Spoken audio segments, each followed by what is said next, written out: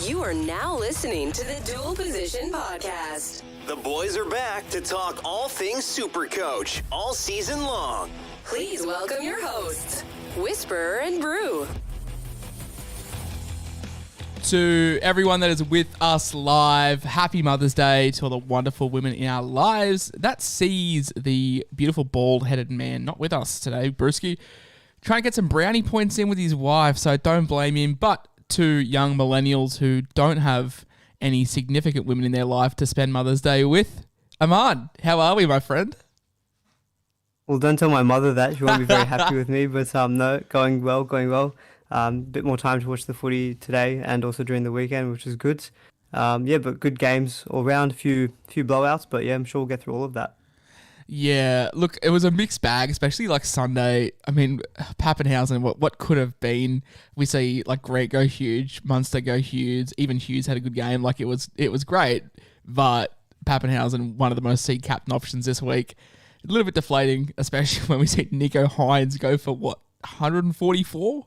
When I said to you during the game, like, awesome, he's been moved back to fullback defensively. His base numbers are going to go down, but like, the bloke just, I can't pick him because like I'll captain him next week, he'll score 30, and then I won't captain him the week after, and he'll just go huge. He's sort of a mixed bag, but mate, you can expose me all you want because 20 minutes into this, I said to you, you think Hines could be a sell? Like, is he really a season-long keeper? Yeah, I saw that. Look, I didn't want to be like outright and say no way because, you know, we can always be adaptable. But in my head, I was thinking, surely he's not everyone's biggest problem. And yeah, picking him as a captain, like as you mentioned, we both went Pappenhausen. Main reason was because the Storm, as we're going to discuss, have broken scoring records. And I figured the goal kicker who's, you know, he scored a double before his injury, it just felt like that was the obvious move. The Sharks had their own issues last week against the Broncos, so you could say a bit of hesitancy there. So it shows as well the captaincy can be very volatile, and it just sucks that when the thought process is good and it's looking like it's working and then it gets cut short, it does bum you out a little bit. But look, you take those lows, the highs will hopefully come. Yeah, shout out to anyone that did put the C on Hines. Like, obviously, have a great week for you. Shout out to anyone that put the C on Teddy as well, who we'll touch on. Looking at the Ramsey resurgence, I mean, Jai Arrow got a 27. A couple of other stinkers. Xavier Coates. I mean, Xavier Coates could have scored me 200 this week, and I was still probably selling. And, I mean, what's going on with Tass? Didn't play him last week, played him this week, stunk it up. And are we getting to the stage now where, like, we have to have eyebrows raised over Talon May? We'll discuss that heavily when we look at the Panthers game, but looking at your squad, who were the big thinkers, because we both had some big standouts. I mean, I had Isaiah Papali'i, Pappenhausen, 64, despite doing not a whole lot, was still fine. Munster, Grant, Hines, obviously, but who stunk it up for you? Yeah, probably a few of the usual suspects. I'm just having a look. So Cleary, obviously a bit disappointing, updated down to only the 40 points. Max King was okay with 45, but Isaiah Tass was a big one. I got a bit of my benching and reserve selections a bit off this week. I was trying to target a little bit more of the centres. So, it's like, for example, I played Tass over the likes of a Randall, who played 80 minutes and went really well with 78 points. So that was a bit of a disappointment. Targo, I'm sure a lot of people are having the same issue there. Only the 34 points from him. So not ideal. In Talakai, again, only 46 as it stands before updates. So a few guys who just kind of went in that kind of low to mid-range. It was kind of offset, obviously, by guys like Hines. Harry Grant obviously did very well for myself. A few guys, you know, pretty solid like Dylan Brown and Isaiah Yeo. But yeah, so it's just a bit of a mixed bag. I think just if I had nailed the captaincy, I think would have been seeing obviously a much better score. But yeah, no real kind of shocks, I think, in terms of who underperformed. It's kind of your Tass and your Targos for me this week. I am now a Harry Grant owner, so that was very, very nice watching that game. The Ramsey resurgence, we finished on 1,202 with updates still rolling in, so we will post the actual final score on Twitter and Facebook, Instagram, as we always do on Monday. As for you, 1189 pre-updates. I think we're both around par. I mean, I'm in the top 500, so I might see some red arrows. You're just outside the top 10K. There's not too much difference. Like, the points-wise, it's still like 200 points, so I think you might be steady, Pat. I think I might see a slight drop. Hopefully, I'm still inside the top 1K. But yeah, 1189, you can't be too upset considering all the stuff that had gone wrong. Yeah, I think I kind of mentioned it this week. I wasn't really sure, mainly this week, about in terms of my trades. I brought in both Tass and Tui Pelotu, so I went double cheapy. So I freed up a lot of cash, and that was in preparation for potentially going turbo next week, or even just maybe another gun. I just didn't know which one I wanted to go for this week, so I was kind of thinking this week would hopefully just hold rank at best. Maybe I was expecting actually a bit of a red. So anything green, like arrows wise, I'll be happy with. It's obviously the landscape has changed a lot now. What it looks like with Pappenhausen getting to turbo won't be as difficult potentially as you may think. So that might just mean hopefully I can actually go maybe double, even triple gun next week with my boost, because I've got a lot of cash sitting in the bank. So we could see hopefully the tides turning sometime soon. Yeah, I did some quick math with the last game happening, just sort of with break evens and price changes. I think PAP to Turbo nets us 15k in profit, so I think most people will be able to do it. Moving on to game 1, I had a weekend multi. I had South to win this by 13 plus, so my multi for the week was dead after this game. Seeing South 12-32, the Broncos.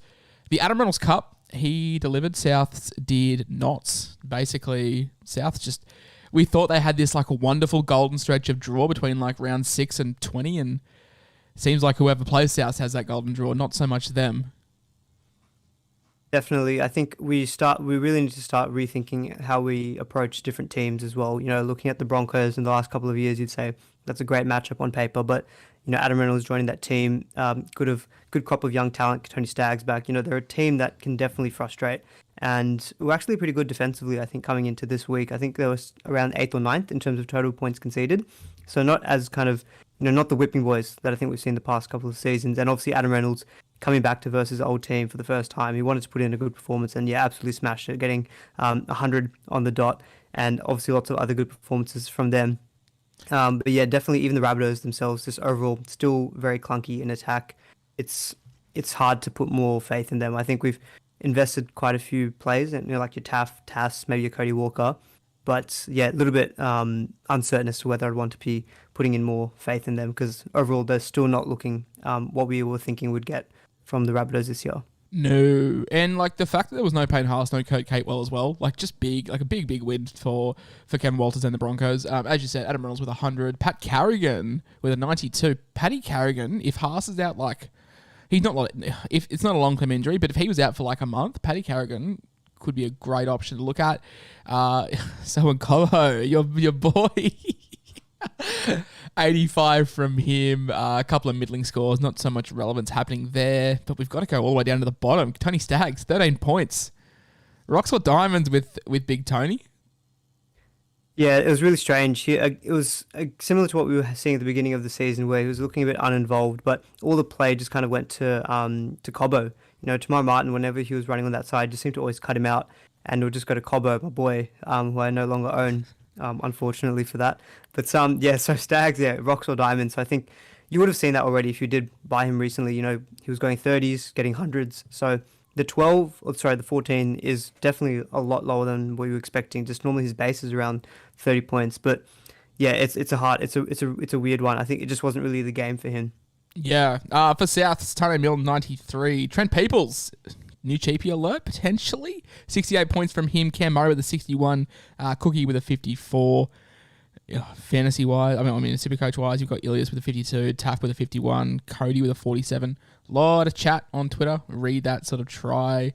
Assist. Who created the wraparound? I can't tell you. I can't pick it. So you just hope for updates to go your way. Campbell Graham, 46. A couple other scores here. Arrow with a 28.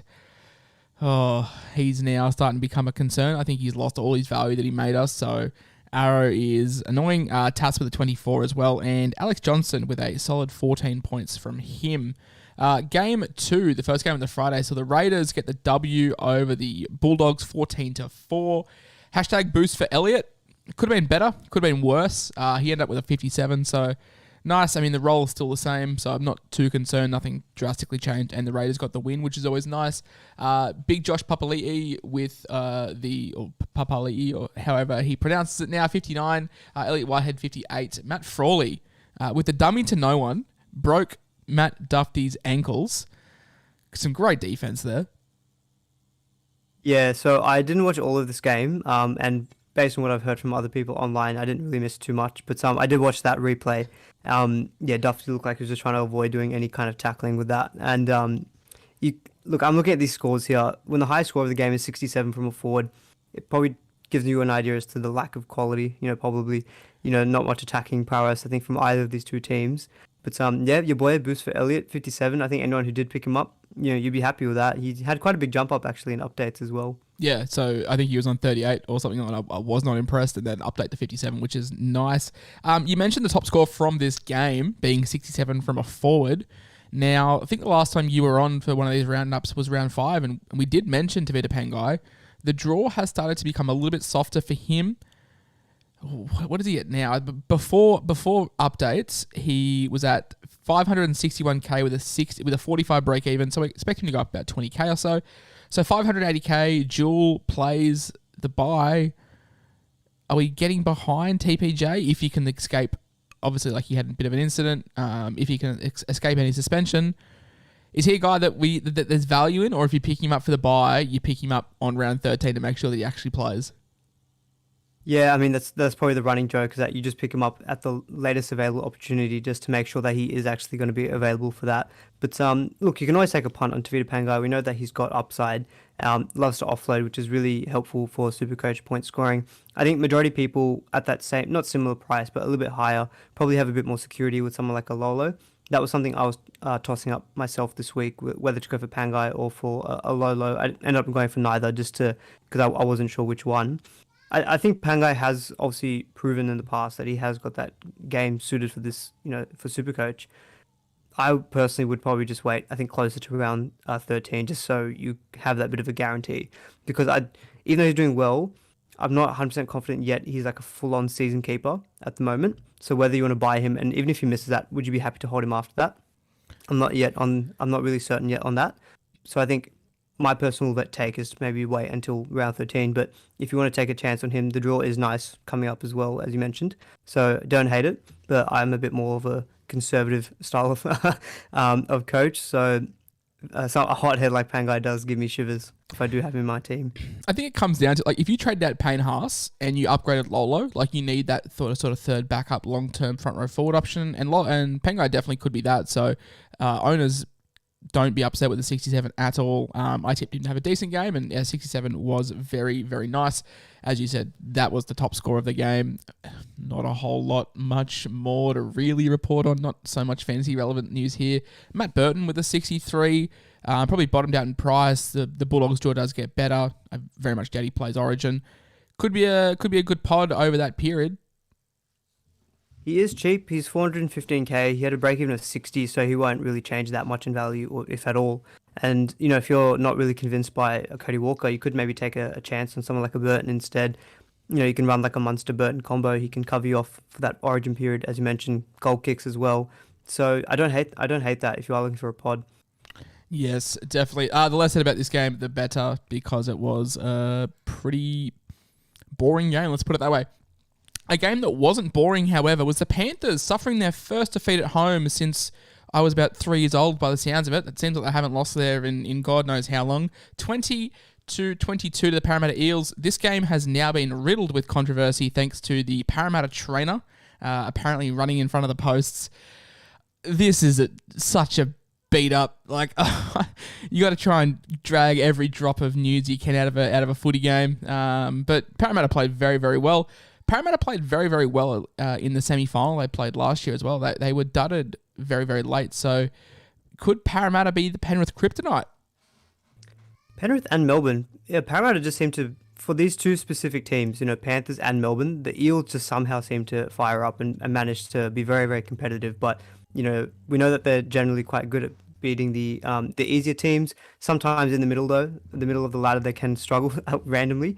But yeah, these top two teams, they seem to have something about them. They can get in a grind. They've got good forward pack, obviously good backs as well. But yeah, it was a great game. You mentioned the trainer incident. Look, I think Cleary is going to miss that anyway. Parramatta will say, well, look, the Panthers scored off a kick-out knock-on as well. So there's so many different ways you can spin your narrative to see, we should have gone a certain way. I just think they should give Cleary 40 points for Cleary just as a compensation. Just 40 Supercoach points. I reckon that would make great viewing for all. Definitely not me as an owner. Talon May bounced back 6 points. Just now established himself as a keeper. On the left edge, however, he is a keeper. Let's talk about Isaac Tago, because scores have capitulated with Cleary back in the side. Is it worth the 40 points you're going to get from round 13 to hold and lose the value? or is now the time to be selling? Now with Pappenhausen out, I can't because I have used up all my boosts. But for the people who are much more sensible with trading than I am, can we look at moving on Pap, moving on Tago, and then sort of if you want to boost again, like what are we doing with Tago because the scores suck? It is tough. Yeah, the last 4 weeks, excluding even this game, his high score has been 53, which, look, 53 in your centre wing is still okay, and he is still playing for a gun team, but I do think some of those scores did include tries, which definitely boosted the score up. It's a difficult question because they do have Melbourne coming up, so you'd think that there's probably not going to be much opportunity there to score big. Then it's the Roosters, the Cowboys, and the Bulldogs. Roosters had some glimpses of returning to form. The Cowboys, we know, have been pretty good recently as well. So you start looking at that thinking, okay, is there actually any benefit in holding on to him if I'm going to lose all the cash that we've made on him? Do you cash in or, do you sell? It's a really tough decision. I haven't really made my mind up on it. My intention is probably, I'm thinking I'm just going to hold, just given now what's happened elsewhere in the round. I feel like there's probably other things that people need to address in their teams, with injuries, etc. But keeping him to round 13 is fine because you just know that it's a Bulldogs game in that week. He can turn it on and he will still be highly owned. So you can maybe just keep it as a hedge. But look, if he's your biggest downgrade candidate in your team to get up to like your Garricks, your Turbos, etc., he's looking easier of a sell. That's for sure. But it's still hard when, he's playing for a gun team. But yeah, it's a tough one. I'm really not sure on Targo. All it takes is one good score to get that sort of moving back in the right direction as well. Something to mention, you would expect Luai and Cleary to be out round 13. So who is the attacking threat there? Probably Kickout. And you'd think they just funnel down the left all game. So could be a plus for Tago. I guess it was a positive to see him stay on the left with May. Like they didn't sort of shift that around too much. Apikoros there with a 92. Brian To'o with an 81. No tries, 2 line breaks. So what's 61 base power? Hasn't missed a beat. First game back. Absolute machine. 61 points. Probably not an option to be looking at now with Origin coming up so soon. But yeah, it's good to know that he's still pumping out those numbers that we know we saw him do last year. Yeah, for sure. I think he's just given us a reminder that, look, don't forget about me, everyone. I was the number 1 centre wing last year to go for. As you say, I think with Origin coming up, still had a pretty high break even and he's 730k. It does feel difficult to invest in him. But no, definitely one I think we just keep an eye on for whenever, the first Origin games, passed. Look, we'll always find a way to try to jump on Brian To'o. He's an absolute weapon. Just that back three for Penrith, that game with just a man, Dylan Edwards, Brian To'o, and Talamay, like that, all three of them just clicked very, very well. Dylan Edwards as well with an 81 point. Look, Pod, with Pap out? Potentially. I mean, he will cover round 13. If you are really low on buy numbers and you are looking to go Pod, you could go Dylan Edwards. His average over the season, is only 57 though. So he has had a good game, obviously, just now. But look, he's had scores of like 23 versus the Dragons. I'm just looking at 32 versus the Broncos, 31 against the Titans. It feels a bit too kind of like volatile for me. And especially now, I think when you've got like Turbo just sitting right there, even a Hines, if you haven't got Hines yet at fullback, I would still go for those two over Dylan Edwards. I feel like they would still outscore him, even despite him actually playing that bye week. Yeah, fair. It's always something to consider. Obviously, wouldn't have been. Yeah, sorry to shut down your pod. No, I wouldn't have suggested if Pap didn't get injured. But yeah, there's always a way if people need the cash and they can't go turbo or whatever. Don't hate it. Look, William Kickout with an 80, just classic William Kickout. Might score 25 next week. Isaiah Yo 65. Spencer Lenu crashed over for a meat pie to get over a 60. Apart from that, not a whole lot else happening here. Nathan Cleary with a 40. Isaac Tager with a 34. Nathan Cleary only scoring a 40 despite Panthers putting up 20 points. I'm not going to say concerning because that's just generating talk for nothing. There's nothing concerning about Nathan Cleary, but interesting. Interesting that he only scored 40 points despite having, 2 back-to-back 150s? Yeah, a little bit surprising there. He did have 5 missed tackles. I'm looking at -4 in missed goals as well. So normally he's quite solid defensively, but yeah, fair few missed tackles thrown in there. Probably just been an off game. I think I wouldn't be reading too much into it. He's $1 million, and look, he went up from price from 950k for a reason. There's no need to panic, I think, with someone like Cleary. Definitely not. Clint Gutherson doesn't cover round 13. If he did, could we get behind it? He's he much more of as a Pap downgrade option? For sure. Like Gutherson around this origin period has actually been quite good in the past because you have a lot of restings with your turbos, your teddies, your traditional kind of top two gun fullbacks. Now that Pappy's thrown in there as well, but look, he's always a risk of being managed because he's had some health and injury concerns recently. Whereas Gutherson is super solid, rarely seems to be getting injured, and hopefully I don't curse him with that. But he does have this ability to do very well. So I don't mind him over the origin period. And the Panthers, not Panthers, sorry, the Parramatta draw. It is toughening up, but they've kind of gotten past now their toughest matchup in the Panthers. I don't actually mind what they've got coming up, even beyond round 17 as well. So, yeah, I don't mind Gutho as a kind of good hold through this origin period, who you can maybe flip back to a Teddy or a Pappenhausen on the other side. The base plus power king, Isaiah Papali'i. 93 points. He's becoming ridiculously out of hand. Break even of 72, price of 779k. He's going to be over 800k this week. Man, like, Payne Haas who? I have some decisions to make because I thought, okay, look, he's 780k. He might just kind of middle out with this tougher draw coming up. Maybe he goes down to like 700k. Maybe I'll just pick him up after round 13. And then I watch him and then I think, why the hell don't I not own this guy? Like, honestly, this guy is a machine. He's an absolute machine. 93 points and no attacking stats in there is just ridiculous. And look, I've got the cash, as I said. I might just bite the bullet and just sleep easier at night because honestly, this guy is a machine. As I've said, I need this guy on my team, and I think anyone who doesn't have, I'm changing my tune already. I'm saying, oh look, last week I was saying it's too expensive, but I'm just like, whatever. If you've got the money, just throw it at him. He's super solid. He won't let you down. Yeah, it's just every podcast under this. I won't say every podcast. I'm sure there was a few, but we were all just like, nah, we just can't do it. Like the rotation through the middle or whatever. But like Ryan Madison's taking that role, and he performed this game with the 91. But like IPAT was just on another level. Like he just was racking up points and ridiculous. But yeah, as an owner, can't complain at all. Reed Marnie with a 76. About time he did something after I sold. Your boy Dylan Brown, 71, got a rare try off a kick, which Penrith do not concede very often. So, look, he's no Cameron Munster, but with a 71 as an owner yourself, you can't be upset. No, definitely not. I'm happy I've decided to hold him. He's still turning up decent scores, and I think the base is what I like from Dylan Brown. 23 tackles in there, lots of runs and lots of tackle breaks as well. So even without that try, he's still looking at like a mid-50 score, which I'm pretty happy with. A game against the Panthers, who are a top 2 team. As I mentioned, the Eels draw, who cover Origin period very well, apart from the round 13 bye week. So I'm thinking him and Munster could be the top 2 5/8s come season end. So I think while I've got him, I encourage other people to hold, and I'm very happy to hold him myself as well.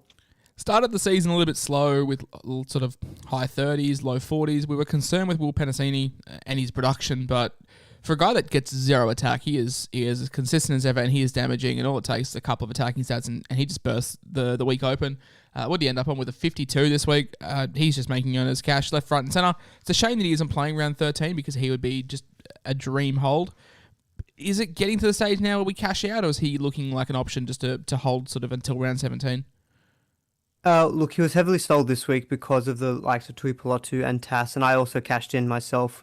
Not happily, because I know that he is super solid. He was just the biggest downgrade candidate, but I'm kind of thinking maybe it should have been Targo we actually sold instead, because Penasini is super solid.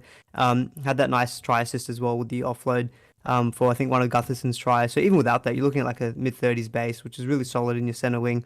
And yeah, I think if you can it's always good to add depth in your team. So instead of cashing in on Penasini, if you can get rid of some Deadwood for other cheapies, that's not a bad way of going about it, because he's super solid to hold.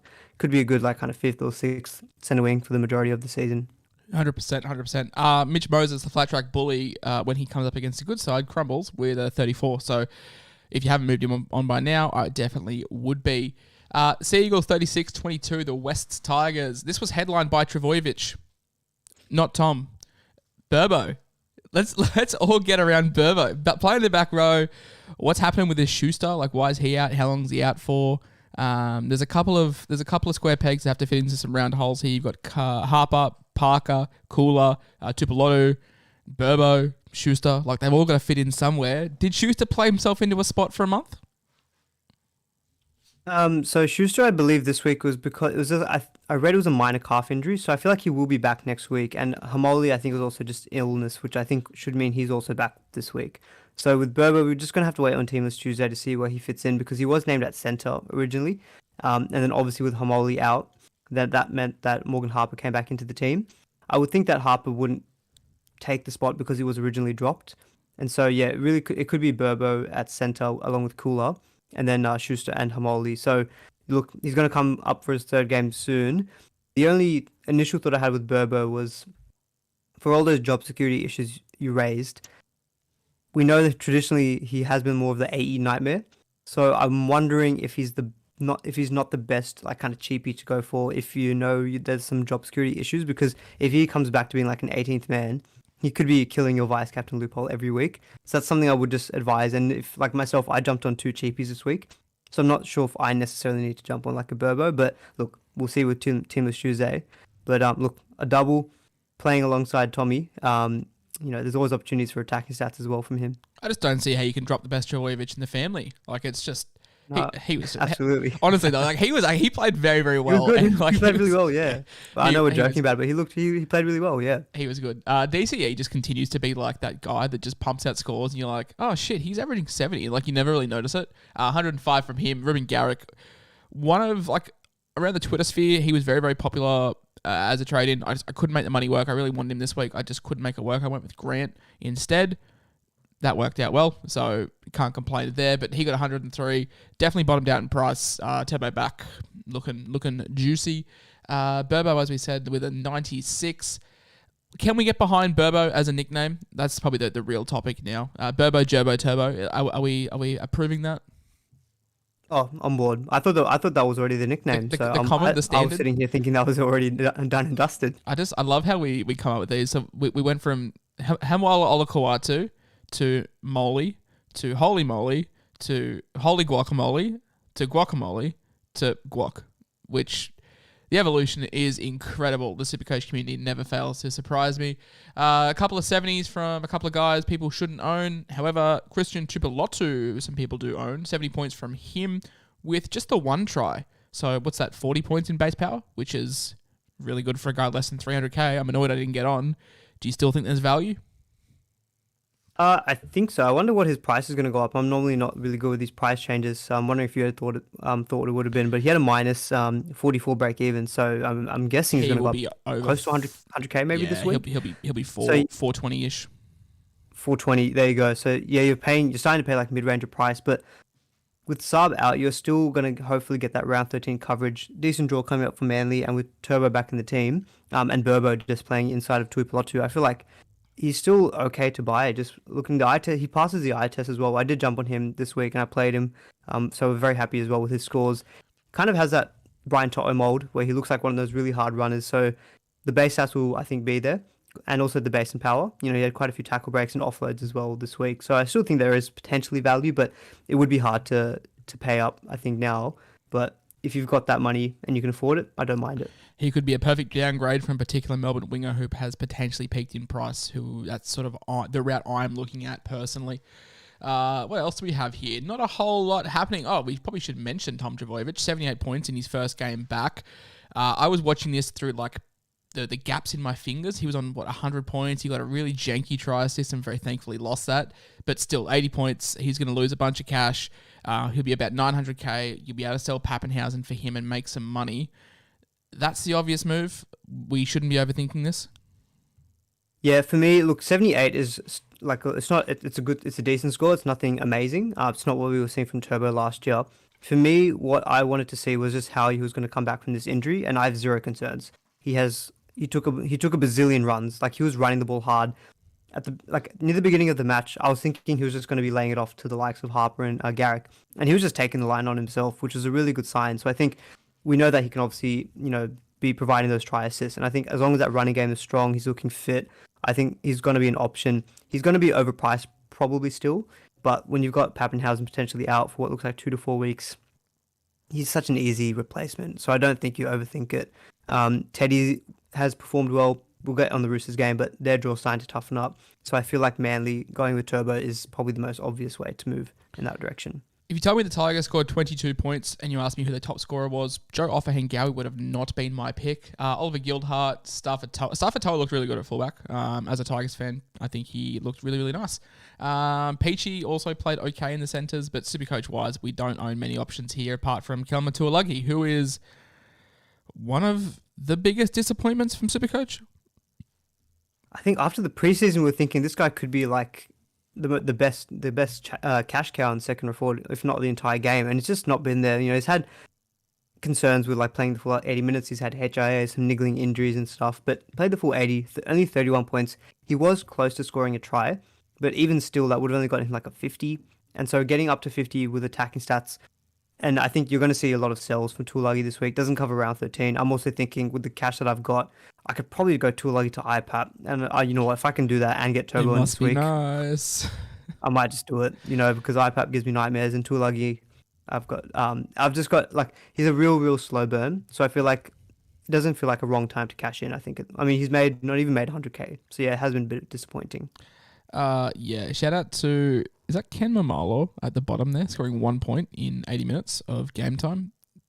Shout out to him. Oh, no, he would have went off. He went off with the HIA. My apology, Ken Mamalo and Ken Mamalo enthusiasts. But yeah, basically, Tigers, yeah, up and down. I feel like the scoreline maybe didn't reflect this game. They were just conceded a lot of tries. Like, they just let one in and then score, let one in, score. And you score, we score, basically, was the mentality of this game. The Chookies 44, Titans 16. James Tedesco says, Ryan Pappenhausen who? Origin jersey, what? 126, he is back. Big scores from him. Look, I can see you're stalling for time. But yeah, not Pappenhausen. Tedesco, 126. He was just unreal in everything. He does this. He does this every week, and sometimes it doesn't work. And it looks like he overplays his hand. Other times he does it like this week, and the Titans' defense pass like the Red Sea, and he just looks like the unstoppable monster that we know he can be. Yeah, sorry, apologies for that. I was just trying to fix up some audio issues on my end. But yeah, Teddy, he's looked good the last couple of weeks, and I think anyone who has held him, obviously, been richly rewarded. I sold for Cleary. I feel like the points have started to kind of balance out a little bit, with Cleary going so low this week and Teddy going massive. So yeah, small regrets, I think, going with Teddy. But I don't have any thoughts of going back in now with their draw coming up and with Origin looming around the corner. But the Roosters, some good signs there. They found the weakness in the Titans, which was basically their left side. So the Roosters' right side just kept going down there all evening. Tedesco, Manu, Suwali all did very well in this game.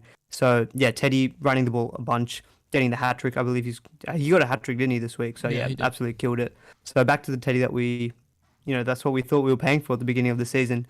It just took a bit of time to get there. I didn't think I'd ever be bringing this up on the podcast, but is it Luke Keary time? I can never get behind Luke Keary. He's bottomed out. What is he, like 350? Oh, sorry, got some audio issues. Yeah, Luke Keary's 373k. He had 3 try assists and still scored a sub 100. The base is never there, and I think with their draw coming up, look, he got down to that price, I think, for a reason. So I don't think I can go myself. Fair enough. Joe Suwali, you asked me between, who were you deciding between? Suwali and someone. It was Suwali and Randall. I was thinking, I was on Suwali all kind of week, and I thought last minute, Randall should probably play the full 80. Do I switch off Suwali? But you mentioned Suwali, and I thought, yeah, that's what I've been sitting on all week, so I stuck with him. So it was an 8-point plus. I told you Suwali, and then before the round, I think I said, hey, do I play Tass or Suwali? You said Suwali, and I went Tass, so yikes. Not good. Hey, but we did play Daniel Tupou, who had a bounce back with a 73, which is nice. It's the reason why we invested 500k in him to start the season. 2 tries, one with a line break, one without. The base stats, the Roosters looked really clunky in the first half, but it clicked in sort of the back half of the second. I'm not going to say they're back because I think my local C-grade side could beat the Titans at the moment, the way they're playing, but it's definitely promising. CSC with Takiaho 69, Nat Butcher 65, some names here. Angus Crichton with a 64. Let's talk about Silly Tupanua, because dropped to the bench, came on, scored 14 points, and this was kind of the point in the week where if owners held him, there's not much wiggling room in the middle of the round. Yeah, that was a really that was a strange one. 14 points coming off the bench, break even 27, so he'll go down in price, but not a bunch. But yeah, it's definitely concerning that, they're still kind of rotating through their back rows. Nat Butcher got the start in this game. We've seen Angus Crichton getting benched. I wonder if, look, I don't know if it was tactical or fitness. I'd probably need to go read up on press conference, what he was saying after the game or even pre-game. I just missed that. But yeah, it is concerning at his price. You can't really move to too many others, especially with only 2 other games left in the round. So definitely a concern for owners because he does not have base. So coming off the bench, you have to rely on attacker stats to try and get a decent score. If he's still coming off the bench, I think he becomes an immediate sell then. You're a very much an FPL enthusiast, and the common term in FPL is Pep Roulette, which is Pep Guardiola just resting his players. Is there some Robbo Roulette happening in Supercoach? Yeah, there's definitely some Robbo Roulette happening. The forwards keep getting rotated. We mentioned just then Crichton, Tupanua, Nat Butcher. It seems to be happening, every other week nowadays. So yeah, I wonder if he's trying to, just freshen up the squad just to keep people on their toes, because we haven't played the best so far to begin the year. So he's thinking, look, don't get cozy. You can come out at any time. So I wonder if it's part of that as well. It's trying to be a bit of a kick up the backside just to get him revving up. 100%. Hey, are we back on the Connor Watson train when he's back from injury? With Sam Verrills looking out for a while, and no disrespect to Drew Hutchinson, but it's probably not a first grade 9 playing big minutes moving forward. Connor Watson season? Yeah, could be. Roosters do play round 13. I do know what the extent is of Sam Verrills' injury. Poor guy. He's had so many injuries. He's out. That's all I know. should have been more prepared. No, that's all good. Look, I can't tell you the answer either, so no judgment here. But yeah, I think Connor Watson, if he gets an extended run, definitely could be an option. I wonder what his price is at the moment. But yeah, round 13 coverage. If people are looking at beefing up maybe their second hooker spot or maybe a fourth second row forward, maybe he's an option. Can someone in the chat please get some news on Verrills, get some news on Connor Watson and Connor Watson's price when he's back? That'd be fantastic. And Watson is 489k, so it's not cheap. 489, around that awkward mid-range price. Yeah, good move from Randall. And a 79 break even. Good move from Randall. Now that he's going to get a couple of price rises with his good score that we will touch on, but yeah, Connor Watson season could be upon us. For the Titans, Bo Firma, and when Bo Firma's top scoring for you, the less said about that, the better, I think. Yeah, it's 67 points with a try. I mean, I think general investment in the Titans has kind of, fallen away ever since Fafita's had his injury. A lot of people have sold Firma recently as well. If you've still got him, look, fine. You can get those attacking stats, especially if he's in your center wing. It's not as big of an issue. So you probably just hold him now, I think, until round 13. But in terms of buying, even the likes of Marzu, I know, has been pretty popular, but 22 is pretty low from him when he's normally quite good on the base stats. So there's just too much inconsistency, and their performances don't, thrill me at all. So I can't really recommend too many Titans players to be purchasing. 6 to 8 weeks for young Samuel Verrills, so definitely could be Connor Watson's season. A broken collarbone apparently is being reported in the chat, so or fractured collarbone, whatever, something about his collarbone. But yeah, keep an eye out for Connor Watson. That is my takeaway. As for this, yeah, like Greg Marzu is scoring 22 when he's meant to be like the budget Toto. It's it's just annoying. Hot take, I'm a Queenslander. Tino Fa'asul-Malawi should be playing in the front row for us, not at 13. There's another 13 that we will touch on in this next game. Cowboys 30. Oh, here you go. Just to butt in, I've just pulled up an article just on the Sam Verrills thing, just to fill in anyone who's wondering still. So yeah, fractured collarbone. Looks to be out for about 6 to 8 weeks. And Connor Watson has been cleared by medical team, and he would slot straight back in, according to Trent Robertson. So he should be starting. All right. He's got a break even of 81, so we could probably give him a week. And yeah, all systems go maybe in round 11 for Connor Watson. That could be a bit of a play. We got some jewels to move around in my side, so we could make that work. All right. Cowboys 36, Knights 16. Knights looked good to start the game. Fell away. Probably lack of experience in that halves when you're relying on Phoenix Crosland and Tex Hoyt. Probably not a good day at the office for you. Chad Townsend, I flamed him all preseason. I think everyone did. Like, I didn't see how this Dearden Townsend thing would work. But Chad is just... The Cowboys are good. What's happening? They are good. As I mentioned at the beginning of the stream, we have to start reevaluating teams. I think people have kind of already caught on. Oh, sorry. I think... For anyone watching on YouTube, this game, apparently the updates have come in. I don't have the correct graphics, so I'll pull them up on my phone. But you continue, man. Oh, yeah, no. So I was just saying, I think with the Cowboys, we have to start taking them seriously. They're a good team. They're high up in the ladder, performing really well. They've got a solid spine. They've got good X factor players like, Val Holmes at center seems to be doing really well for him. He's not having to be so much of a focal point in the attack.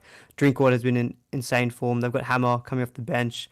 Nanai is an X factor as well. Cotter, like they've just got overall their squad is set up really well. Good forward pack, a halves combo that seems to be clicking, and some exciting X factor players in the backs and on the edge. So yeah, really like what the Cowboys are doing. I think covering round 13 makes them really interesting to look at. Probably more of your pod options will come from the Cowboys. But yeah, look, Knights started the game really well, but the Cowboys just saw them off, which I think is a sign of a good team. So yeah, they're looking like firm top 8 candidates come end of the regular season. And yeah, I really like what they're doing overall. And yet, so I've seen some updates. So guys, I think like Drinkwater's gone up 25 points. Oh, if you bought him, well done. Like he's playing fantastic. I think they found his role.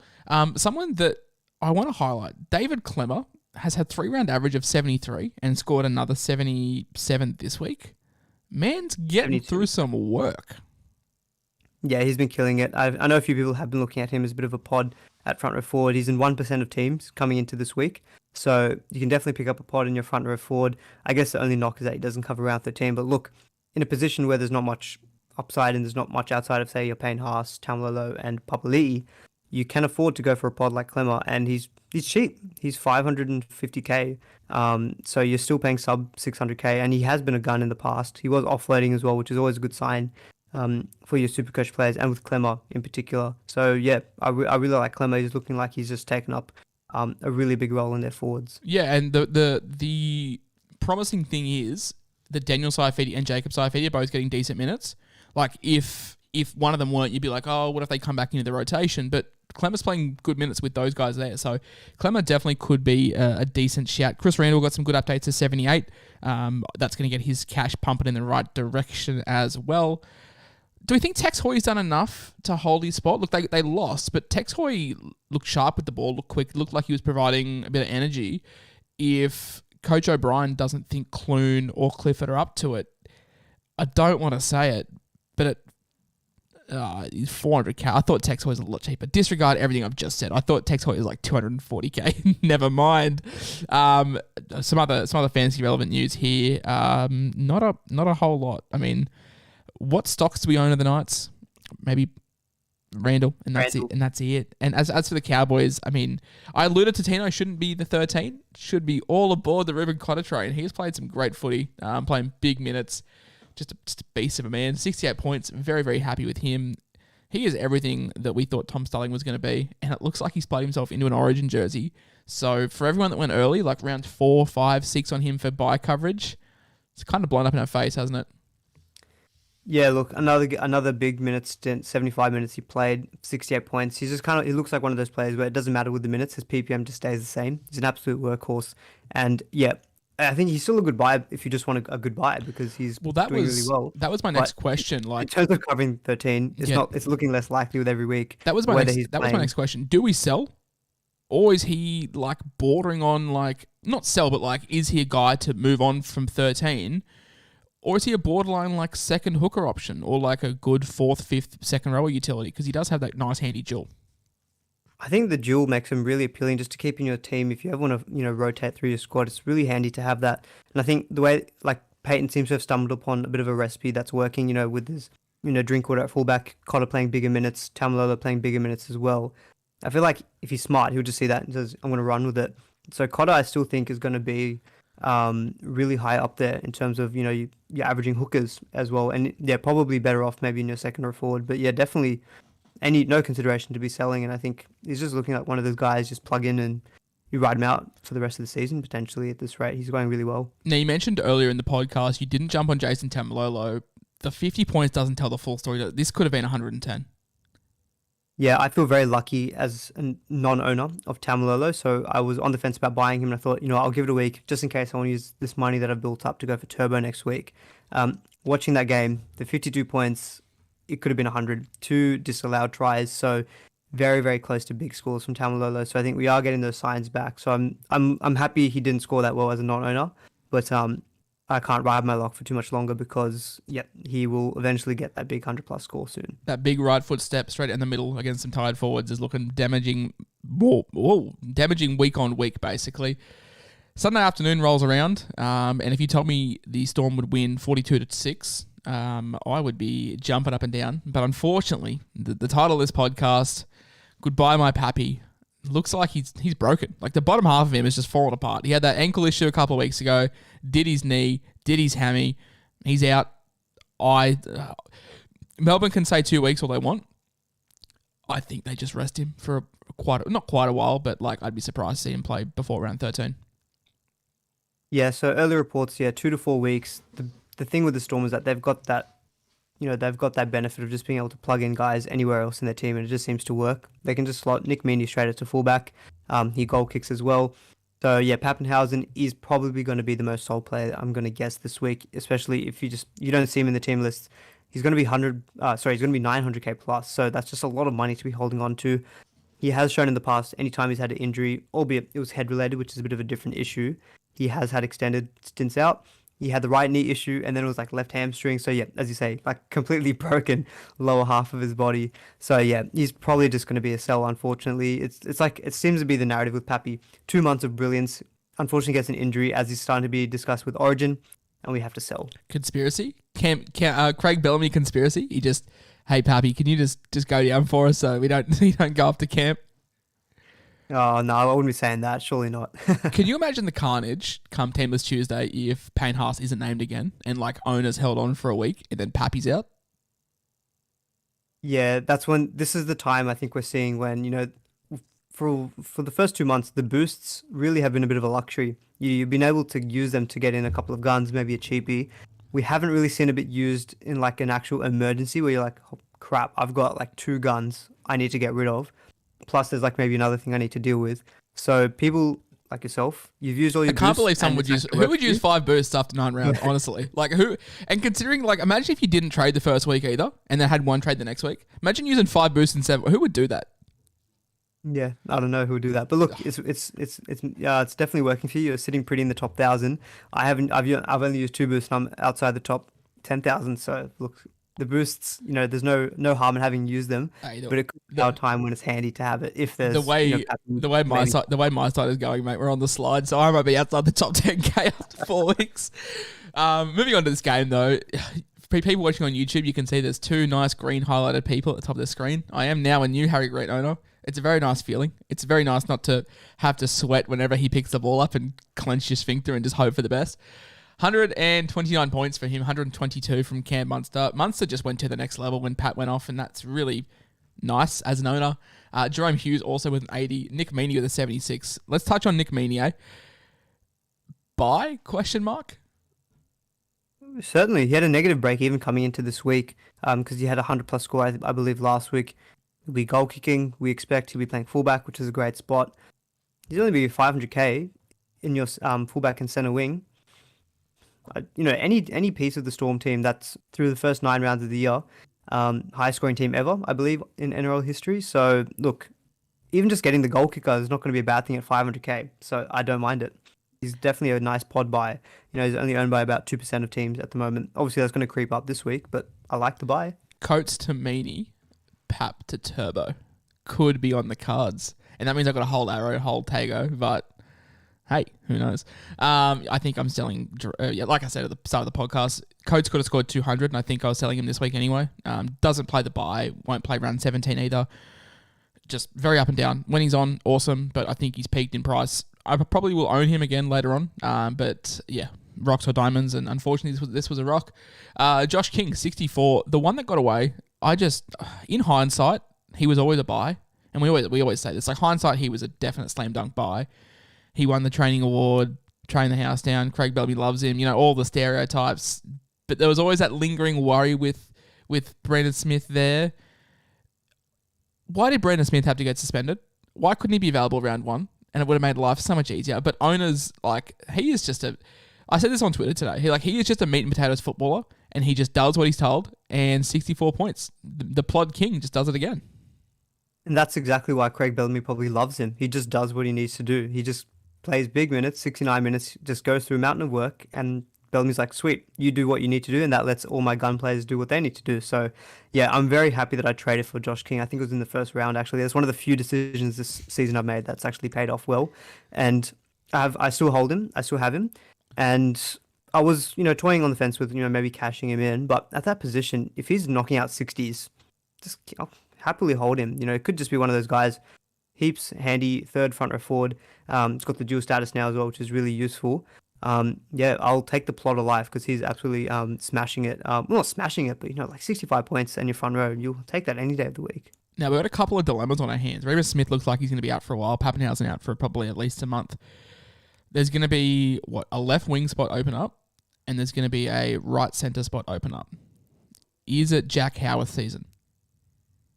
It could be. Apparently, he's been killing it in the lower grades, although I haven't really watched any of the highlights. He's actually my nuff that I've got in my team from the beginning of the season, so I wouldn't mind him coming into that right centre spot.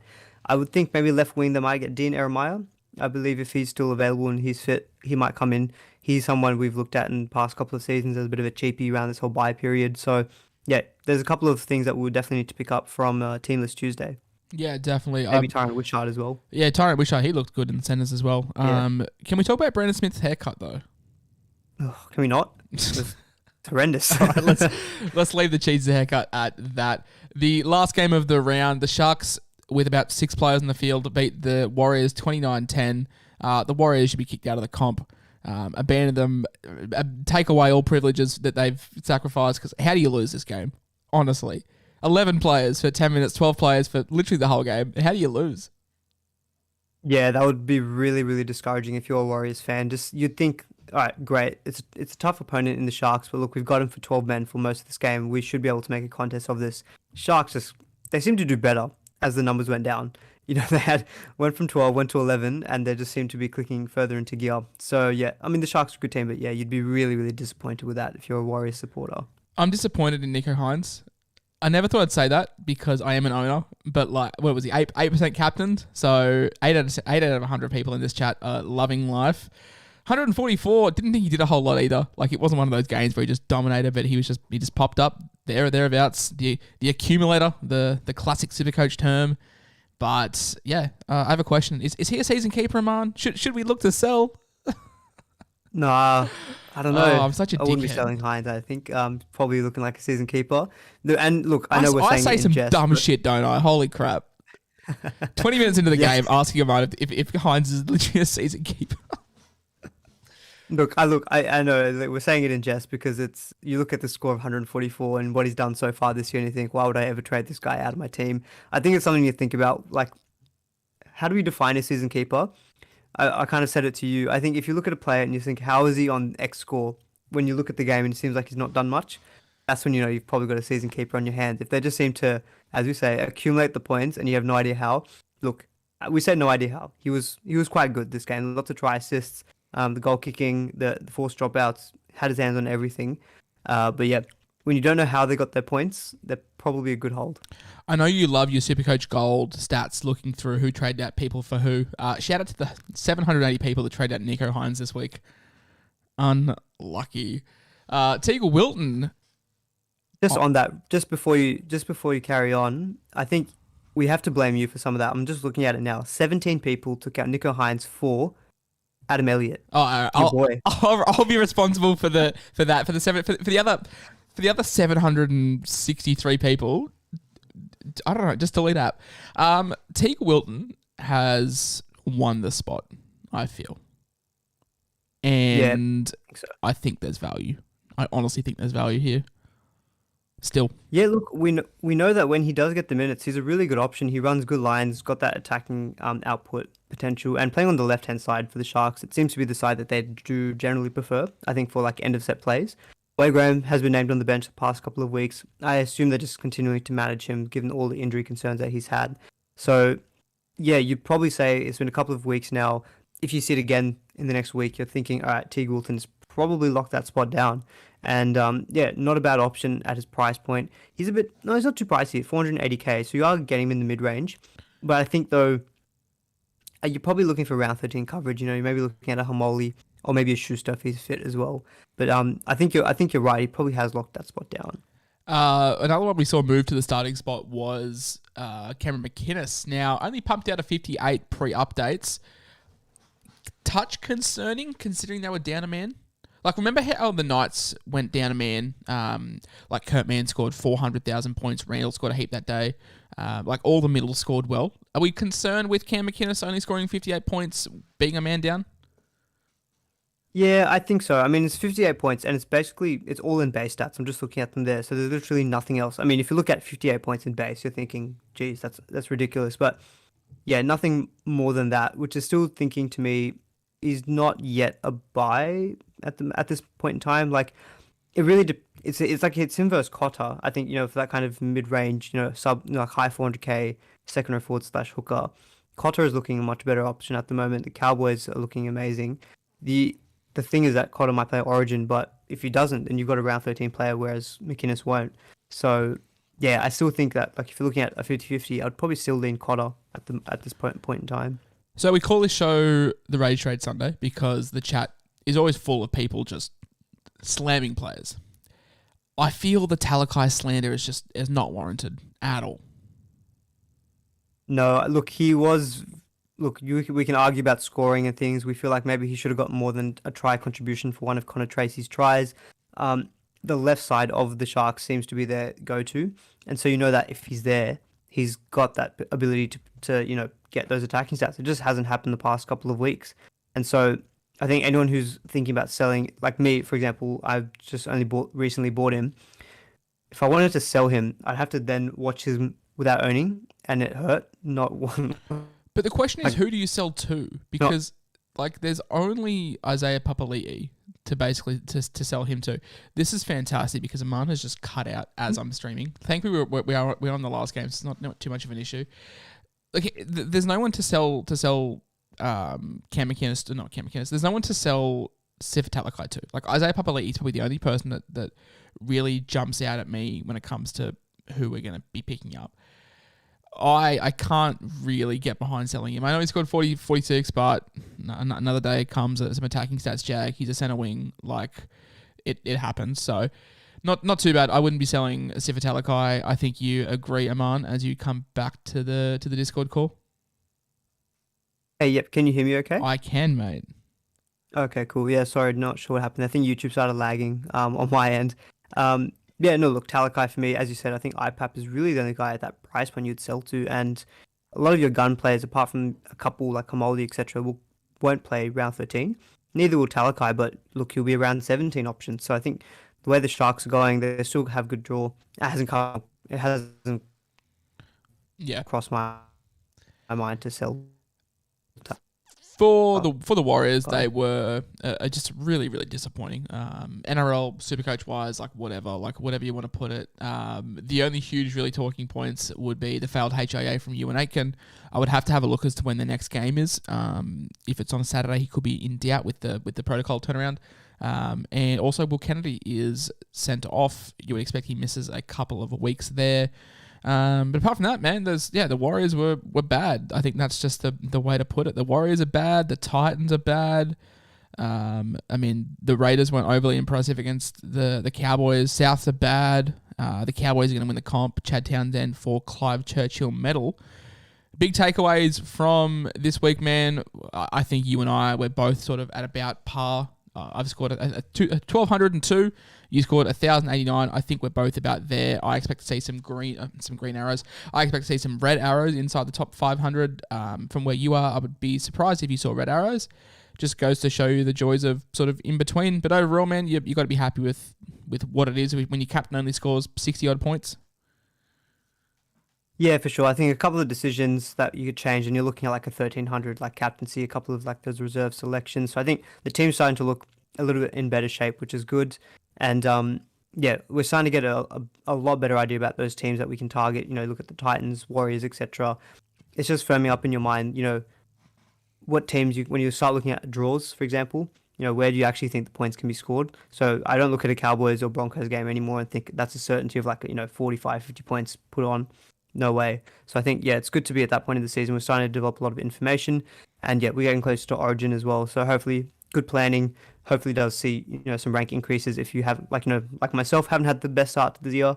Plan around round 13, and hopefully you should be in a better position, I think, for the rest of the season moving forward. Just a quick note as well on that Warriors game. It is on Saturday, 3 p.m. So yeah, could be a concern with Aiken.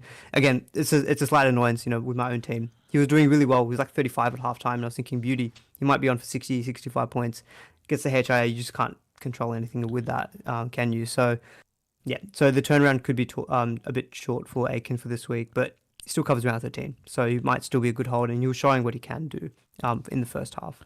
Definitely. There's some Vayala slander in the chat here, which is a great segue, because if you are listening on the audio feeds, make sure you head over to the live streams when we do them. My guests and I generally brew, but on Sundays or Thursdays it is a month, we generally hang back and we'll answer some questions for 10 to 15 minutes. But that's going to wrap up the round 9 review for the Dual Position podcast. Just a bit of a heads up for everyone. I'll be traveling to Tweed Heads this weekend, or this Tuesday. I'll be there for a week. So if you're in the Tweed area, shoot me a message. We can go for a beer. But that means no podcast Tuesday, no podcast Sunday, no kickoff countdown on Thursday. So we're taking a full week away from the podcasts. As you guys know that follow the socials, we have taken a 2-week break from making visual posts. Was waiting on a processor to come from my computer, which arrived yesterday, which we put in. But I'll still be around posting a lot of smack talk. But for now, I will see you guys back here next Tuesday. I'll be back with Brew. Thank you so much, Aman, for stepping in while Brew is off getting some brownie points, mate. I appreciate it. Where can people find you if they want to check out your stuff? Which is a great time to check it out because I won't be around. So if you're looking to get your Supercoach fix, check out Aman, and mate, where can they find you? Yep, appreciate it. Thanks for having me on yet again. So on YouTube it'll be at Aman Talks NRL Supercoach, and also at Twitter at Aman Talks NRL SC. Lovely. All right, podcasters, thank you so much for listening to the Dual Position podcast. I've been your host, the SC Whisperer, coach of the Ramsey Resurgence. Let's hope for some green arrows. I will talk to you guys soon. All right, Twitter sphere. Also, shout out to Ted Woods, very much a regular in the Supercoach community, for offering me a beer and dinner at the Lone Star. I am not here this weekend. I'm so sorry, my man. I'm in Tweed all week. So next time you're here, when I'm in, I know you're a Sydney guy, Ted. So I will be. I'll definitely come and see you for a beer. So the Vayala slander, people are like, oh, he sucks. We cut ties. Yeah, he sucks. But who the fuck do we sell him to? This is the problem. Like Burbo's it. Yeah. Or Tupolotu. Tupolotu, Burbo. You can get Burbo at centre wing. That frees maybe like 40k, gets you some extra cash. That Valea, like, he scored tries the last 2 weeks and scored 34 and 31. I'm actually thinking with the cash that I've got, I could just bin him. I know he covers round 13, but if I'm going to get 35 points when he scores a try, like, is there much use in holding him? I don't know. The only benefit is that at 205k, if he gets like an 80 in 1 week, he scores a double, he will make some money. But I feel like you're at a point in the season now where hopefully you've made some. You don't have to rely on all of those kind of starter season cheapies. I'm thinking I might bin him this week, in all honesty. I reckon we should delete both our channels because some dude just told us he played Haas by accident and scored 1,300. Jeez, mate. And here I am checking team list now before every game. Oh yeah, optimizing all your reserves. And I go sub 1,200. No, shout out to you, man. That's awesome. 1,300 is great. Obviously, it should be. I'm assuming a Heinz captain there. The chat is not popping off as much with questions. Get them in, but if not, we'll end the stream early. I don't mind. Connor Tracy is a buy ? I don't think so. I mean, Ronaldo, you would expect is back, and Ronaldo not losing his spot. If Tracy takes Katoa's spot, then yeah, but Talakai ain't getting dropped, and I don't think Ronaldo is either. Yeah, unless Tracy goes back at centre, I don't see how he breaks into that starting 13. So it probably isn't a buy. Unless Mulatalo's out for a bit longer than we think. Just a quick one off the top of my head. What are we doing with Ola Kawatu if we're a non-owner? I'm thinking if you don't own him, you can probably just, similar to that whole TPJ discussion we had, you can maybe just wait until round 13. But I think the reason I'd say that is because we haven't still yet seen him with Turbo back in the team, really.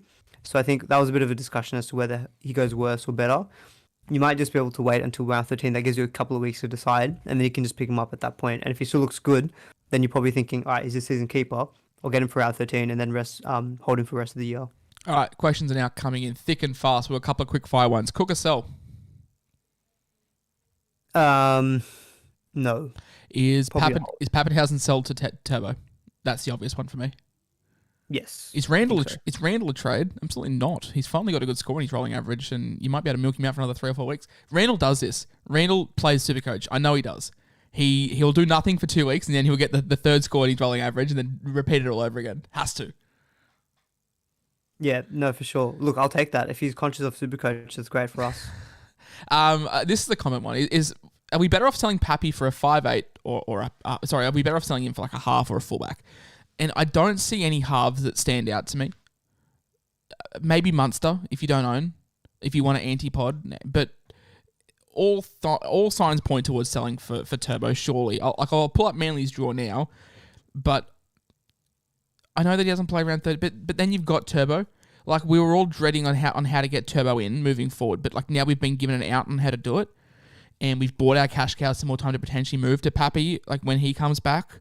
And maybe he comes back slow. Maybe he comes back with that hamstring issue and doesn't like kill it straight away. Manly play the Broncos next week. Could be a good matchup. Decent VC. Play the Eels, who they can leak points, Parramatta. Then in round 12, they play... Jeez, who do they play? I can't see. They play the Storm. Not ideal. Round 13, he won't play. Round 14, they play the Tigers. Again, round 15, they play... the Cowboys. So the draw isn't fantastic, but it's Turbo. I mean, all the attack goes through Turbo. Yeah, I was just looking at that draw as well, and I was thinking if you do avoid him, it might not be that bad. I think it really comes down to round 14. I'm just trying to find the round 14 draw, just seeing when Manly actually play. So they play on the Sunday, so they will have some extra rest, I guess, from Origin. But that could be bad though. You'd rather him play early because then you know if he's out or not. Because the thing is, if he wasn't to play round 14, you look at that draw, apart from, say, the Broncos next week and maybe Parramatta, it's Melbourne, misses 2 games. Cowboys, we're just talking about a pretty good team. Then it's Melbourne again. Then it's 17, which he misses with Origin. And then maybe 18 he misses, which is the Knights.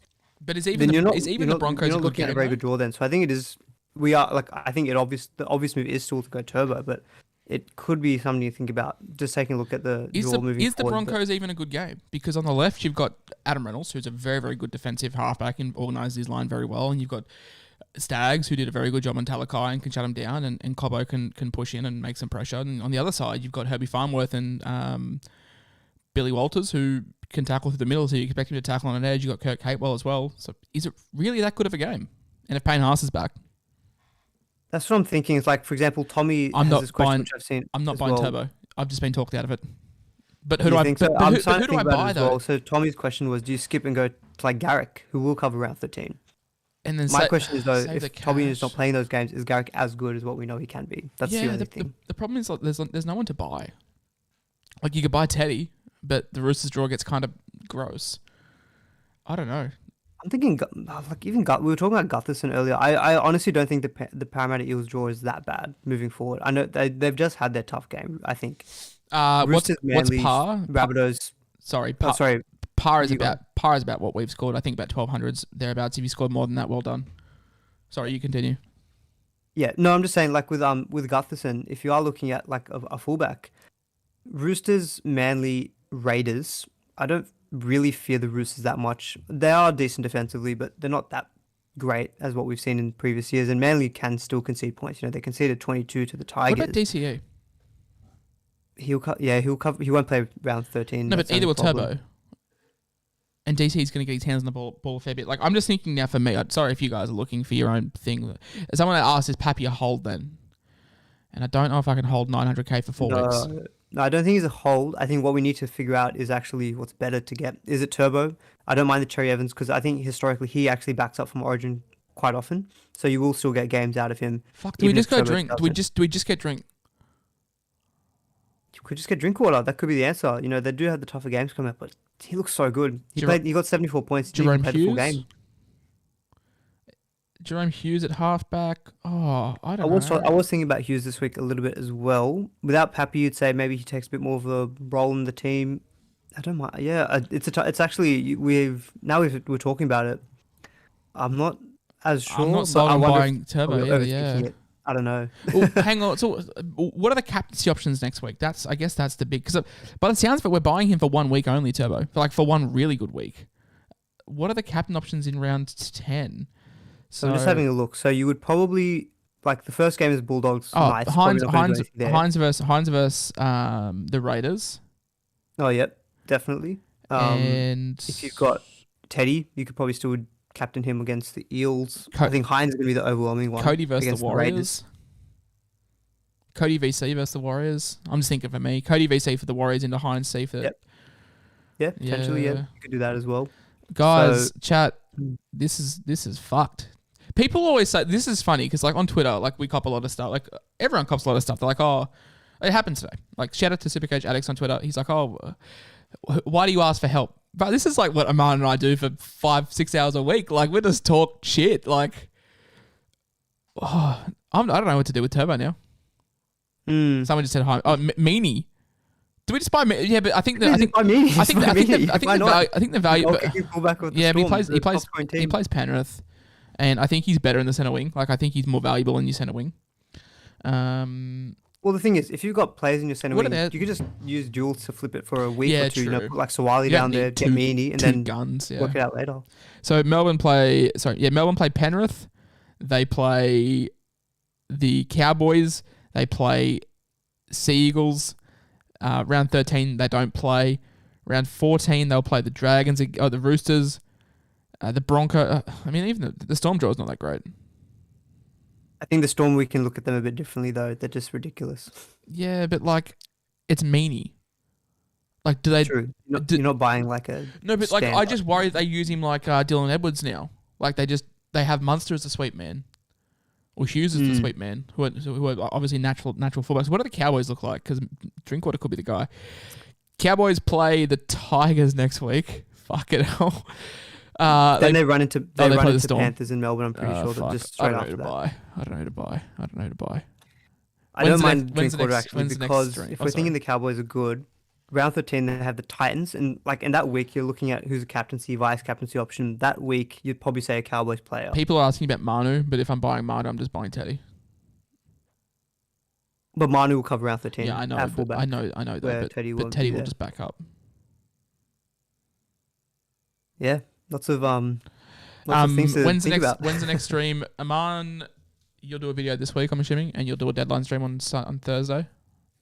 No, I can't do Thursday this week. I'll be at a work event. So, all right, so you guys got no content because I'm out for a week. I'll be back next Tuesday. I'll be doing my regular. Someone just said they're picking up Brian Toto.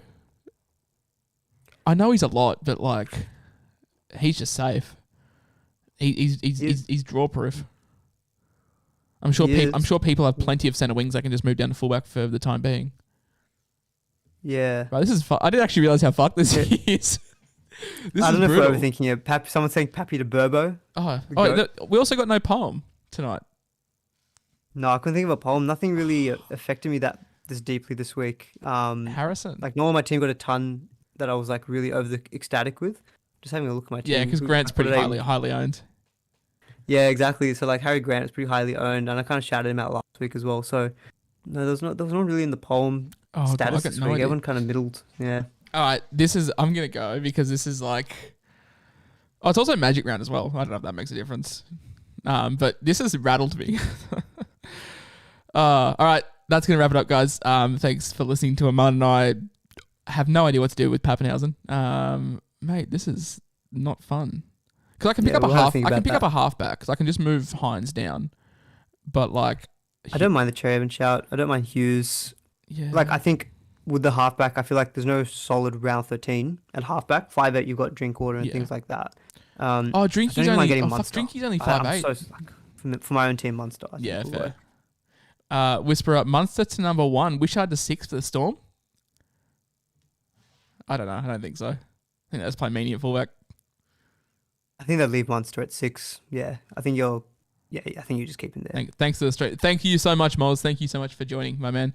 All right, that's going to wrap it up. I will see you guys next Tuesday, as in 2 Tuesdays' time. I'm out for a week, but make sure I'll be on Twitter, Instagram, whatever. Check out Amant. Someone said Adam Reynolds. Fuck. Really? Is that where we're at now? Oh no. Oh. Adam Reynolds goes in like a 3-game stretch, and I get Maybe- tempted, but Who knows? I'll sit and mull over it. Mate, thank you so much. Guys, thank you so much for listening to the stream. Thank